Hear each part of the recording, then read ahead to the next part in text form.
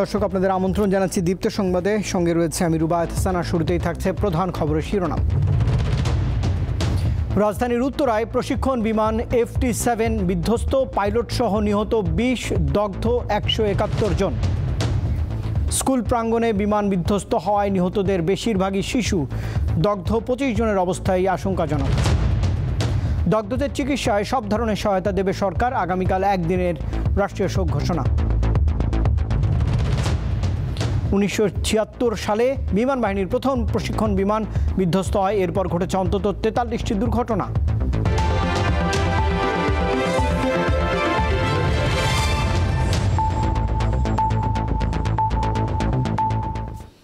এবারে পুরো আয়োজন। ঢাকার উত্তরার দিয়াবাড়িতে মাইলস্টোন স্কুল অ্যান্ড কলেজ ক্যাম্পাসে বিমান বাহিনীর প্রশিক্ষণ বিমান বিধ্বস্ত হয়ে পাইলট সহ 20 জনের মৃত্যু হয়েছে। এদের বেশিরভাগই শিশু। এই ঘটনায় দগ্ধ হয়েছে আরও 171 জন। এদের মধ্যে 25 জনের অবস্থায় আশঙ্কাজনক বলে জানিয়েছেন চিকিৎসক।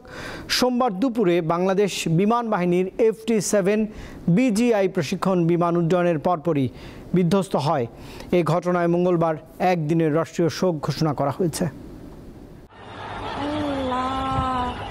সোমবার দুপুর 1:06 বাংলাদেশ বিমান বাহিনীর F-7 BGI উড়োজাহাজ নিয়ে পাইলট ফ্লাইট লেফটেন্যান্ট তৌকির ইসলাম সাগর উড্ডয়ন করেন। কিছুক্ষণের মধ্যেই এটি দুর্ঘটনার কবলে পড়ে। মাইলস্টোন স্কুল অ্যান্ড কলেজের একাডেমিক ভবনের সাথে ধাক্কা লাগার পর বিমানটিতে আগুন ধরে যায়। অনেক দূর থেকেও সেখানে ধোঁয়া উঠতে দেখা যায়। খবর পেয়ে জ্বলন্ত বিমানের আগুন নেভাতে ঘটনাস্থলে ছুটে যায় ফায়ার সার্ভিসের 10টি ইউনিট। মাইলস্টোন স্কুল অ্যান্ড কলেজের কর্মকর্তারা জানান, বিমানটি একাডেমিক ভবনের গেইটে আছড়ে পড়ে। সেখানে স্কুলের বাচ্চাদের ক্লাস চলছিল। আগুনে অনেকেই সেখানে দগ্ধ হয়। স্পটে অনেক লোকই মারা গেছে। মূলত সবচেয়ে বেশি ক্ষতিগ্রস্ত হয়েছে আপনার বাচ্চারা, মানে কেডি স্কুলে কিন্ডারগার্টেন যারা ছিল ওইখানে নাকি আপনার এই সরাসরি আপনার মানে ফাইটারটা ওইটার ভিতরে ঢুকে আছে স্কুলের ভিতরে। তার কারণে ওইখানে স্পটে স্যার ম্যাডাম ছিল, পিয়ন ছিল, মোটামুটি তারা সবাই স্পট রেডি হয়ে গেছে। আছে ভালো আছে, দেখা করতে পারিনি এখন না, এখনো খোঁজ খবর।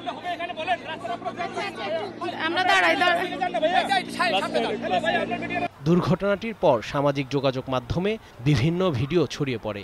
এসব ভিডিওতে দেখা যায় বিমানটি বিধ্বস্ত হতেই শিক্ষার্থীরা, অভিভাবক সহ আতঙ্কিত লোকজন ছোটাছুটি শুরু করে। এসে দেখছি হঠাৎ করে বিস্ফোরণ, পিছিয়ে তাকাই দেখছি আগুন। স্যার আমাদের নিষেধ করছে কিন্তু আমি আর শুনিনি। এসে সামনাসামনি দেখছি দুটো লাশ। যারা যেখান থেকে পারছি এগিয়ে আসছি। আমরা এখন ভলান্টিয়ারিং এর হেল্প করছি। এছাড়া দুর্ঘটনার পরপরই সেখানে উৎসুক জনতার ভিড় জমে যায়। কিছু লোকজন উদ্ধার কাজে সহায়তা করলেও ভিড় বেশি হওয়ার কারণে ফায়ার সার্ভিস সহ অন্যদের স্বাভাবিক তৎপরতা ব্যাহত হচ্ছে। প্রথম তলায় ছিল তৃতীয় শ্রেণী ও চতুর্থ শ্রেণীর বাচ্চাদের ক্লাস। টিচার্স রুমের সাথে যে ল্যান্ডিংটা হয়, আঘাত করে ওই জায়গায় বাচ্চা কাচ্চারা জড়ো হয়েছিল এবং তাদের সাথে হয়তো কিছু অভিভাবকও ছিল। দুর্ঘটনাস্থল থেকে অনেককে অ্যাম্বুলেন্সে তুলে নিয়ে হাসপাতালে নেওয়া হয়। আহতদের অনেককে প্রাথমিকভাবে উত্তরার ক্রিসেন্ট হাসপাতাল, উত্তরা আধুনিক হাসপাতাল, কুর্মিটলা মেডিকেল কলেজ হাসপাতাল ও সম্মিলিত সামরিক হাসপাতাল CMH-এ নেওয়া হয়। দগ্ধদের অধিকাংশকে পাঠানো হয় জাতীয় বার্ন ও প্লাস্টিক সার্জারি ইনস্টিটিউটে। দক্ষ চিকিৎসক, রক্ত, আনুষঙ্গিক সকল প্রস্তুতি সম্পূর্ণ আছে। এখানে প্রায় 9 জন লোক এই মুহূর্তে ICU-তে ভেন্টিলেট করা অবস্থায় আছে এবং আরও অনেক ভেন্টিলেটর এখানে এবং ঢাকা মেডিকেল কলেজে তাদের প্রয়োজন হলে সেগুলো প্রস্তুত করা আছে। 7 জনের কিন্তু এখনও শনাক্তকরণ করা যায়নি। এটা অ্যাবসলিউটলি দেহাবশেষ। অতএব তাদের DNA স্যাম্পল নেওয়া হচ্ছে। অতএব 7 জনের এর মধ্যে 6 জন CMH-এ, 1 জন উত্তর আধুনিকে। অতএব দেহাবশেষ থেকে আলটিমেটলি জানা যাবে হয়তো পরিচয়। এখন এটা বলা কঠিন, তবে আমরা ধারণা করছি তারা সবাই হয়তো শিশুই হবে। আন্তঃবাহিনী জনসংযোগ পরিদপ্তর ISPR এক বিজ্ঞপ্তিতে জানায়, দুর্ঘটনার কারণ জানতে তদন্ত শুরু হয়েছে। বিমানটির পাইলট তৌকির ইসলাম সাগর নিহত হয়েছেন। বিমানে তিনি একাই ছিলেন। মা বাবা কোনো খোঁজ নিচ্ছে আমার সন্তান কোথায়। উড়োজাহাজ সহ বিধ্বস্ত হয়ে হতাহতের ঘটনায় শোক প্রকাশ করেছেন প্রধান উপদেষ্টা ডক্টর মোহাম্মদ ইউনূস। মঙ্গলবার একদিনের রাষ্ট্রীয় শোক ঘোষণা করা হয়েছে। হতাহতদের জন্য দেশের সকল ধর্মীয় উপাসনালয়ে বিশেষ প্রার্থনার আয়োজন করা হবে। সারা জাতি হতভম্ব। শোকাহত বললে খুব কম বলা হবে। আমরা সবাই আপনাদের সঙ্গে আছি, জাতির সমস্ত লোক আপনাদের সঙ্গে আছে। আমরা তাদের জন্য শোক দিবস ঘোষণা করেছি। আমরা সবাই মিলে তাদের কথা স্মরণ করব, তাদের আত্মার শান্তি কামনা করব। জহিরুল মোহসান, দীপ্ত সংবাদ, ঢাকা। রাজধানীর উত্তরায় বিমান বিধ্বস্তের ঘটনায় দগ্ধদের চিকিৎসা দেওয়া হচ্ছে জাতীয় বার্ন অ্যান্ড প্লাস্টিক সার্জারি ইনস্টিটিউটে। তাদের চিকিৎসায় সব ধরনের সহায়তা দিচ্ছে সরকার। প্রয়োজনে বিদেশ থেকে চিকিৎসক আনা হবে বলেও জানিয়েছেন আইন উপদেষ্টা আসিফ নজরুল। স্কুল ছুটির পর ঢাকার উত্তরার দিয়াবাড়ির মাইলস্টোন স্কুল অ্যান্ড কলেজের শিক্ষার্থীদের বাড়ি ফেরার কথা। তবে বাড়ি ফেরা হয়নি তাদের অনেকেরই। স্কুল প্রাঙ্গণে জেট বিমান বিধ্বস্তের পর অগ্নিদগ্ধ অনেককে নিয়েই একের পর এক অ্যাম্বুলেন্স পৌঁছায় জাতীয় বার্ন অ্যান্ড প্লাস্টিক সার্জারি ইনস্টিটিউটে। দগ্ধ শতাধিক মানুষের স্বজনের কান্নায় ভারী হয়ে ওঠে জাতীয় বার্ন ইনস্টিটিউটের আঙ্গিনা। কারো সন্তান, কারো নাতি, ভাই বোনের জন্য স্বজনদের আহাজারি ও আর্তনাদে চারপাশে এক হৃদয় বিদারক পরিবেশের সৃষ্টি হয়। দুর্ঘটনার খবর পেয়ে হতাহতদের চিকিৎসার খোঁজ নিতে হাসপাতালে ছুটে যান অন্তর্বর্তী সরকারের উপদেষ্টারা। বিমান বাহিনীর প্রশিক্ষণ বিমান বিধ্বস্তের ঘটনাটি কিভাবে ঘটল সরকার সেটি খতিয়ে দেখার পাশাপাশি প্রয়োজনে আহতদের উন্নত চিকিৎসার ব্যবস্থা করবে বলে জানান তারা। আমাদেরকে hospital authority national burn unit থেকে জানিয়েছেন ওনারা চিকিৎসার প্রয়োজনে যত রকম প্রস্তুতি দরকার সকল প্রস্তুতি সম্পন্ন করেছেন। তারপরও যদি প্রয়োজন হয় বিদেশ থেকে চিকিৎসক আনাবেন, যদি প্রয়োজন হয় বিদেশে আমাদের এই শিক্ষার্থীদের যারা বার্ন ইউনিটে আহত অবস্থা আছে নিয়ে যাবেন। আমাদের চিকিৎসা পুনর্বাসনে কোনো রকম কোনো ঘাটতি থাকবে না। জাতীয় বার্ন অ্যান্ড প্লাস্টিক সার্জারি ইনস্টিটিউটে দগ্ধদের দেখতে যান বিভিন্ন রাজনৈতিক দলের নেতারাও। এই ধরনের দুর্ঘটনা যেন ভবিষ্যতে না হয় সে ব্যাপারে সংশ্লিষ্ট সকলকে আরো সতর্ক থাকা উচিত বলে আমি মনে করি। এখানকার কর্তৃপক্ষকে আশ্বস্ত করেছি যে যা কিছু লাগে আমাদের সংগঠনের পক্ষ থেকে আমরা দেওয়ার জন্য 24 ঘন্টা দুই পায়ে দাঁড়াই আমরা প্রস্তুত আছি। হতাহতদের পরিবারের পাশে থাকতে দলীয় নেতাকর্মীদের নির্দেশ দেন তারা। শাহরিয়ার ইমন, দীপ্ত সংবাদ, ঢাকা। দর্শক, এই মুহূর্তে জাতীয় বার্ন ও প্লাস্টিক সার্জারি ইনস্টিটিউটে রয়েছেন সহকর্মী মেহেদি হাসান। তার কাছ থেকেই জানবো দগ্ধদের সবশেষ অবস্থা। মেহেদি, বিমান বিধ্বস্তের ঘটনায় দগ্ধ কতজন জাতীয় বার্ন ও প্লাস্টিক সার্জারি ইনস্টিটিউটে চিকিৎসা নিচ্ছেন এখন, আর তাদের অবস্থা কেমন, ডাক্তাররা কি বলছেন সবশেষ? রুবায়েত, রাত 8টায় যে সংবাদ সম্মেলনটি করা হয়েছিল সেখানে আমরা তথ্যটি জেনেছি এবং রাত 8টার সংবাদ সম্মেলনে 88 জন এখানে ভর্তি হওয়ার কথা আমরা শুনতে পেরেছি এবং তার পরবর্তীতে আমরা যা দেখেছি এখানে কিন্তু আরও কয়েক দফায় কিন্তু অ্যাম্বুলেন্স এসে প্রবেশ করেছে। আসলে বিষয়টি দাঁড়িয়েছে যে হাসপাতালগুলোতে বাকি চিকিৎসারতরা বা আহতরা রয়েছে তারা কিন্তু সেখানে যখন আর পারছে না তখন কিন্তু এখানে রেফার করা হচ্ছে, যার কারণে আমরা 8টার পরেও আরও কয়েকটি অ্যাম্বুলেন্স আসতে দেখেছি এবং এখানে যারা স্বেচ্ছাসেবী রয়েছে তারা তো এখানে পরিবেশ নিয়ন্ত্রণ করার জন্য আসলে অপেক্ষা করছেন, মানে চেষ্টা করছে যারা উৎসুক জনতা এবং এসে ভিড় করছে তাদেরকে সরানোর জন্য। তো সেই সময় তারা কিন্তু আসলে বলেছেন যে এখানে আরও 2 জনের নাম ধরে বলছেন যে তারা আসলে মারা গিয়েছেন, তাদের পরিবারের সদস্য কেউ এখানে রয়েছে কিনা। তো রুবায়েত, আমি একটু এখনও বার্ন ইনস্টিটিউটের সামনের যে অবস্থা তা একটু দেখাতে চাই।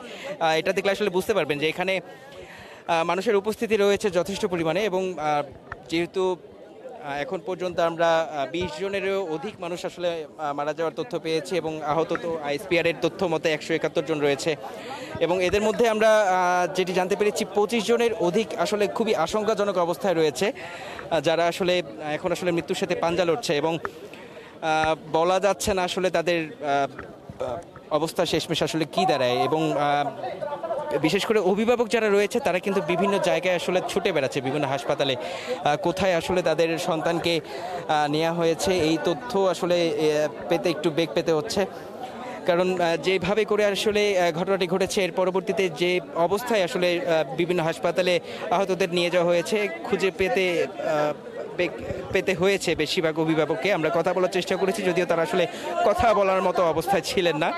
এবং পরবর্তী যদি একটু বিষয় বলি যে আজকে রাত পর্যন্ত কিন্তু ডাক্তাররা যেটা বলেছেন, এখানকার পরিচালক কিন্তু ব্রিফ করেছেন যে আপাতত তাদের কোনো রক্তের প্রয়োজন হচ্ছে না, কারণ যারা দগ্ধ থাকে তাদের কিন্তু প্রথম দিনই আসলে রক্তের প্রয়োজনীয়তাটা তেমন থাকে না এবং পরবর্তীতে এবং পরবর্তীতে যেটি আমরা দেখছি যে এটি কিন্তু কাল থেকে আসলে রক্তের যে চাহিদা সেটি কিন্তু পরিপূর্ণ আসলে দেখা যাবে এবং সেজন্য কিন্তু আমরা এখানে দেখতেই পাচ্ছেন বাংলাদেশ জাতীয়তাবাদী ছাত্রদল এবং বাংলাদেশ ছাত্র অধিকার পরিষদের পক্ষ থেকে এখানে কিন্তু আসলে যারা আসলে রক্ত দিতে ইচ্ছুক তারা এখানে এসে নিজেদের নাম নাম্বার লিখে দিয়ে যাচ্ছেন এবং তাদেরকে সহযোগিতা করার জন্য কিন্তু এগিয়ে এসেছে। এবং আমরা এখানে সন্ধ্যার দিক থেকে কিন্তু অনেক রকম অবস্থা দেখেছি যে রক্তের বিষয়টি নিয়ে এখানে বিভিন্ন সংগঠন কিন্তু এসে রক্ত এখানে থেকে আসলে সংগ্রহ করেছেন, যদিও এটি আসলে কতটুকু এই আহতদের কাজে লাগবে সেটি বলা আসলে একটু কঠিন। তো সেদিক থেকে যেহেতু এখানকার পরিচালকও বলেছেন যে আপাতত রক্তের চাহিদা তেমন নেই, এই জন্য এই উৎসুক জনতা বা রক্ত দিতে যারা আগ্রহী তারা এখানে যেন ভিড় না করে তাদের তথ্য দিয়ে যেন চলে যায়। এবং পরবর্তী সংবাদ সম্মেলন হবে আগামীকাল সকাল 8টায় এবং সকাল 8টায় আসলে পরিপূর্ণ তথ্য আমরা জানাতে পারবো যে কতজন মোট আসলে মারা যাচ্ছেন বা কতজনের অবস্থা আশঙ্কাজনক বা কতজন এই অবস্থা থেকে আসলে দ্রুত সুস্থ হয়ে উঠছেন। তো রুবায়েত, এই ছিল জাতীয় বার্ন ইনস্টিটিউটের সামনে থেকে আমার কাছে সবশেষ তথ্য। মেহেদী হাসান, অসংখ্য ধন্যবাদ। মাইলস্টোন স্কুল অ্যান্ড কলেজের ভেতরে বিমান বাহিনীর উড়োজাহাজ বিধ্বস্ত হয়ে হতাহতের ঘটনার শোক জানিয়েছে জাতীয় ঐক্যমত্য কমিশন। রাজধানীর ফরেন সার্ভিস একাডেমিতে সোমবার সকালে শুরু হওয়া সংলাপের 16তম দিনের অধিবেশন বিমান দুর্ঘটনার পর মুলতবি ঘোষণা করা হয়। এই সময় নিহত আহতদের স্মরণে দাঁড়িয়ে 1 মিনিট নীরবতা পালন ও বিশেষ দোয়া ও মোনাজাত করা হয়েছে। জাতীয় সংহতি ও মানবিকতার জায়গা থেকে সকল রাজনৈতিক দল এবং দেশের নাগরিকদের ক্ষতিগ্রস্ত এবং আহতদের পাশে দাঁড়ানোর আহ্বান জানান কমিশনের সহসভাপতি অধ্যাপক আলী রিয়াজ। পরে বক্তব্য রাখেন রাজনৈতিক দলগুলোর নেতারাও। আমরা নিহত ব্যক্তির আত্মার মাগফিরাত কামনা করছি। আহতদের যথাযথ চিকিৎসার ব্যবস্থা গ্রহণ করার জন্য সংশ্লিষ্ট সকল কর্তৃপক্ষের কাছে আহ্বান জানাই। এই ধরনের ঘটনা যাতে পুনরাবৃত্তি না হয় সেজন্য আমরা সবাই কামনা করি।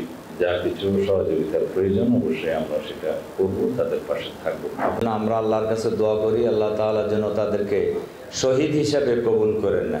আহত এবং নিহত উভয় পরিবারের পক্ষে সরকারকে আমরা আহ্বান জানাবো দাঁড়ানোর জন্য এবং প্রয়োজনীয় ক্ষতিপূরণ দেওয়ার জন্য। ভবিষ্যতে এই ধরনের প্রশিক্ষণ কার্যক্রম ঘনবসতিপূর্ণ এলাকা আবাসিক এলাকায় হবে কিনা সেটার বিষয়ে পুনর্বিবেচনা করতে হবে, না হওয়াটাই বাঞ্ছনীয়। বাংলাদেশ বিমান বাহিনীর অন্তত 44টি প্রশিক্ষণ বিমান ও হেলিকপ্টার এখন পর্যন্ত বিধ্বস্ত হয়েছে, যেখানে প্রায় 25 জন পাইলট সহ অর্ধ শতাধিক মানুষ প্রাণও হারিয়েছেন। সেনাবাহিনীর বিভিন্ন সূত্র এবং গণমাধ্যমের তথ্য বলছে বিমান বাহিনীর বেশিরভাগ দুর্ঘটনায় PT-6, ইয়াক 130, Il-39 এবং FT-7 মতো বিমানের ক্ষেত্রেই হয়েছে। মাইলস্টোন স্কুল অ্যান্ড কলেজে বাংলাদেশ বিমান বাহিনীর প্রশিক্ষণ যুদ্ধ বিমান বিধ্বস্তে স্তব্ধ গোটা দেশ। তবে এবারই প্রথম এমন কিছু ঘটেনি বাংলাদেশে। এর আগেও অসংখ্যবার বাংলাদেশ বিমান বাহিনীর বিমান বিধ্বস্তের ঘটনা ঘটেছে। এই ধারা শুরু হয় 1976 সালের 1 সেপ্টেম্বর। সেদিন বিমান বাহিনীর তৎকালীন প্রধান এয়ার ভাইস মার্শাল বীর মুক্তিযোদ্ধা খাদেমুল বাশার এবং স্কোয়াড্রন লিডার মফিজুল হককে বহনকারী একটি বিমান রাজধানীর তেজগাঁও বিমানবন্দরের পাশে একটি ভবনের উপর আছড়ে পড়ে। 1993 সালে FT-5 যুদ্ধ বিমান বিধ্বস্তে ফ্লাইট লেফটেন্যান্ট কুদ্দুস প্রাণ হারান। 1996 সালে দুটি PT-6 প্রশিক্ষণ বিমানের সংঘর্ষে 3 পাইলট নিহত হয়। একই বছর একটি MiG-20 যুদ্ধবিমান দুর্ঘটনার কবলে পড়ে। তবে বিমান বাহিনীর জন্য সবচেয়ে কঠিন সময় বলা হয় 1998 থেকে 2003 সালের সময়টিকে, কারণ এই 5 বছরে 9টি দুর্ঘটনা ঘটে। প্রশিক্ষণ বিমান ও হেলিকপ্টার বিধ্বস্তে প্রাণ হারান 5 পাইলট সহ 9 জন। 2005 সালের 7 জুন একটি F-7 প্রশিক্ষণ বিমান উত্তরার একটি আবাসিক ভবনে বিধ্বস্ত হয়। এতে পাইলট প্রাণে বেঁচে গেলেও একজন গৃহবধূ প্রাণ হারান। এর আগে একই বছর 7 ফেব্রুয়ারি একটি PT-6 প্রশিক্ষণ বিমান বিধ্বস্ত হয়। 2006 ও 2007 সালে দুটি PT-6 প্রশিক্ষণ বিমান বিধ্বস্ত হয়ে 2 পাইলট নিহত হয়। 2008-এ টাঙ্গাইলে F-7MB যুদ্ধ বিমান ও কুমিল্লায় একটি প্রশিক্ষণ বিমান দুর্ঘটনার কবলে পড়ে। এছাড়া 2009 সালে দুটি, 2010 সালে 3টে বিমান বাহিনীর বিমান বিধ্বস্ত হয়। 2012 সালে L-39 অ্যালবার্স জেট ট্রেইনার মধুপুরে বিধ্বস্ত হয়ে ফ্লাইট লেফটেন্যান্ট রেজা শরীফ নিহত হন। 2013 সাল থেকে 2015 সাল পর্যন্ত মোট 8টি দুর্ঘটনা ঘটে বিমান বাহিনীর বিভিন্ন মডেলের বিমানের সাথে। প্রাণ হারান বেশ কয়েকজন। 2017 সালে 2 দুর্ঘটনায় মোট 3টি ইয়াক 130 বিমান বিধ্বস্ত হয়। এছাড়া 2018 সালে 5টি প্রশিক্ষণ বিমান দুর্ঘটনার সাক্ষী হয় দেশ। কয়েকটিতে পাইলটরা নিরাপদে বেরিয়ে আসলেও 2 জন পাইলট প্রাণ হারান। 2022 সালে সিলেটে একটি, 2023 সালে কক্সবাজারে একটি এবং 2024 সালে কর্ণফুলী নদীর মোহনায় একটি প্রশিক্ষণ বিমান বিধ্বস্ত হয়। আশরাফ শুভ, দীপ্ত, বার্তাকক্ষ। আওয়ামী লীগের আমলে গুমের ঘটনায় ট্রাইব্যুনালে 14টি অভিযোগ দায়ের করেছে voice of enforce disappeared persons. এতে আসামি করা হয়েছে কারাগারে থাকা অতিরিক্ত পুলিশ সুপার আপেল উদ্দিন সহ আইনশৃঙ্খলা বাহিনীর 5 সদস্যকে। সোমবার প্রসিকিউশন কার্যালয়ে গিয়ে অভিযোগ দাখিল করা হয়েছে। ফ্যাসিস্ট সরকারের হাতে 10,000-এরও বেশি মানুষ গুম হয়েছে বলে দাবি করেছেন অভিযোগ দায়েরকারীরা। এ সময় গুমের শিকার মাসুদ গাজী জানিয়েছেন 2019 সালে টঙ্গী ইজতেমা থেকে বাসায় ফেরার পথে তাকে ধরে নিয়ে যায় আইনশৃঙ্খলা রক্ষাকারী বাহিনীর সদস্যরা। বিনা অভিযোগে চোখ বেঁধে টানা 45 দিন তার উপর নির্মম নির্যাতন চালানো হয়। এর আগে আন্তর্জাতিক অপরাধ ট্রাইব্যুনালে 150 গুমের অভিযোগ জমা দিয়েছে এই সংগঠনটি।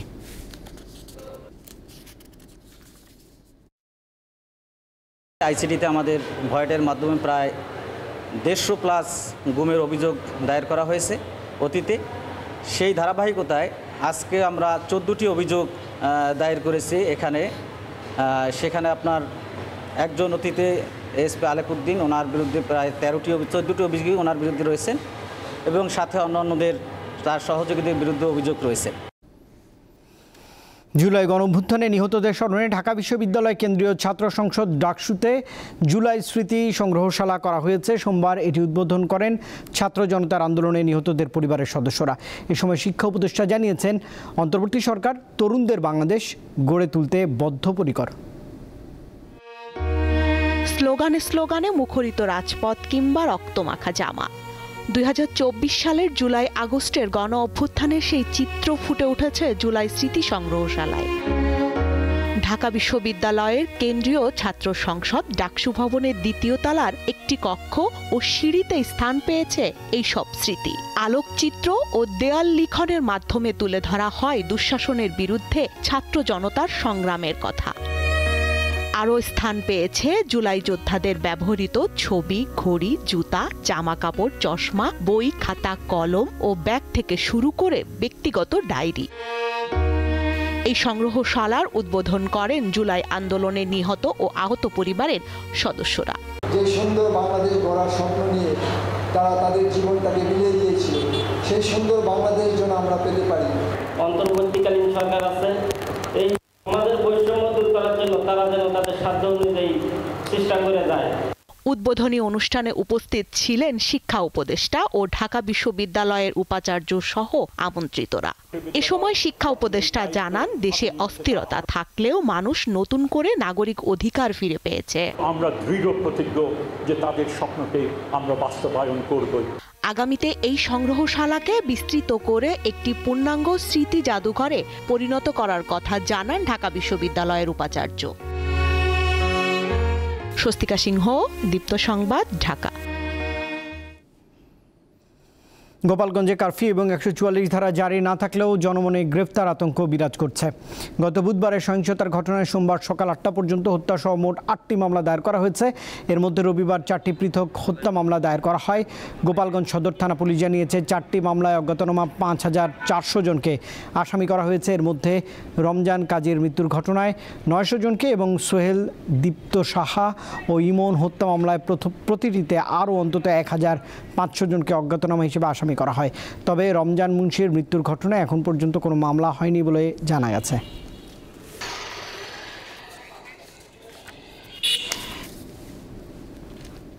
এদিকে গোপালগঞ্জে এনসিপির সমাবেশ ঘিরে হামলা সংঘর্ষের ঘটনায় নিহত 3 জনের মরদেহ ময়নাতদন্তের জন্য কবর থেকে তোলা হয়েছে। পরে মরদেহ গোপালগঞ্জ 250 শয্যা বিশিষ্ট হাসপাতালের মর্গে প্রেরণ করা হয়। গোপালগঞ্জ শহরের পৌর কবরস্থান থেকে ইমন তালুকদার এবং রমজান কাজী এবং টুঙ্গিপাড়ার কবরস্থান থেকে সোহেল রানা মোল্লার মরদেহ উত্তোলন করা হয়। গোপালগঞ্জ পৌর কবরস্থান থেকে দুপুর 12:15টার পর ম্যাজিস্ট্রেট রাসেল মুন্সি এবং পুলিশ সদস্যদের উপস্থিতিতে কবর খুঁড়ে মরদেহগুলো উত্তোলন করে মর্গে নিয়ে যাওয়া হয়। সুরতহাল প্রতিবেদন এবং ময়নাতদন্তের পর মরদেহগুলো পুনরায় দাফন করা হয়। গত বুধবারের সংঘর্ষে নিহত 4 জনের মরদেহ ময়নাতদন্ত ছাড়াই দাফন ও সৎকার করা হয়েছিল।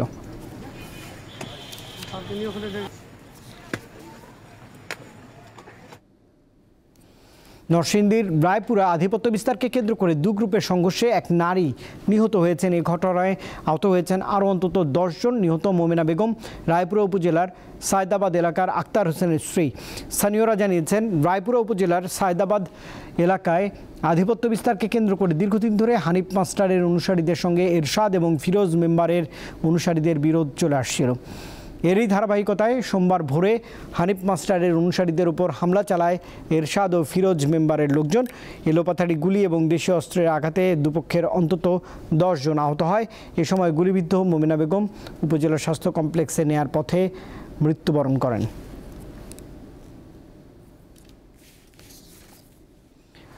লালমনিরহাটে তিস্তার পানি বিপদসীমার ছুঁই ছুঁই করছে। যে কোনো মুহূর্তে প্লাবিত হতে পারে নদী তীরবর্তী নিম্নাঞ্চল। সোমবার সকাল 9টায় তিস্তা ব্যারেজের ডালিয়া পয়েন্টে নদীটির পানি বিপদসীমার মাত্র 13 সেন্টিমিটার নিচ দিয়ে প্রবাহিত হয়। পানি প্রবাহ স্বাভাবিক রাখতে খুলে দেওয়া হয়েছে তিস্তা ব্যারেজের সবগুলো জলকপাট। বন্যা পূর্বাভাস ও সতর্কীকরণ কেন্দ্রের বরাতে লালমনিরহাট পানি উন্নয়ন বোর্ডের নির্বাহী প্রকৌশলী জানিয়েছেন, বিপদসীমা বা সতর্ক সীমা বরাবর পানি প্রবাহিত হয়ে সাময়িকভাবে প্লাবিত হতে পারে নদী তীরবর্তী নিম্নাঞ্চল। জাপানের পার্লামেন্টের উচ্চকক্ষে সংখ্যাগরিষ্ঠতা হারিয়েছে দেশের ক্ষমতাসীন জোট সরকার। তবে প্রধানমন্ত্রী শিগেরু ইশিবা জানিয়েছেন তিনি পদত্যাগ করছেন না। জাপানের রবিবার সাধারণ ভোট অনুষ্ঠিত হয়। নির্বাচনে 248 আসনের উচ্চকক্ষে নিয়ন্ত্রণ ধরে রাখতে ক্ষমতাসীন জোটের প্রয়োজন ছিল 50টি আসন। তবে ফলাফলে দেখা যায় তারা পেয়েছে 47টি আসন। বিশ্লেষকদের মতে জনগণের জীবনযাত্রার ব্যয় বৃদ্ধি, চালের দাম বৃদ্ধি এবং একাধিক রাজনৈতিক কেলেঙ্কারির কারণে ক্ষমতাসীন লিবারেল ডেমোক্রেটিক পার্টি এবং তাদের জোট সঙ্গী কেইমতো পার্টি ব্যাপক চাপের মুখে পড়েছে। রাজধানীর উত্তরায় বাংলাদেশ বিমান বাহিনীর প্রশিক্ষণ বিমান বিধ্বস্তের ঘটনায় গভীর শোক প্রকাশ করেছেন ক্রীড়াঙ্গনের তারকারা। হতাহতের জন্য দোয়া চেয়ে নিজের ফেসবুক পেজে পোস্ট করেছেন জাতীয় ক্রিকেট দলের সাবেক অধিনায়ক তামিম ইকবাল খান।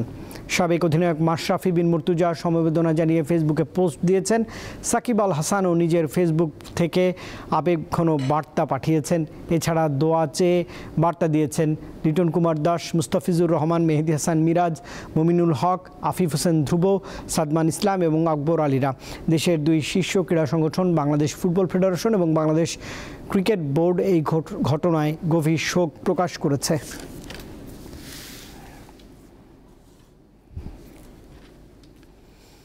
দর্শক, এই খবরের সঙ্গে শেষ করছি রাতের দীপ্ত সংবাদ। শেষ করার আগে প্রধান খবরের শিরোনাম জানাবো আরেকবার।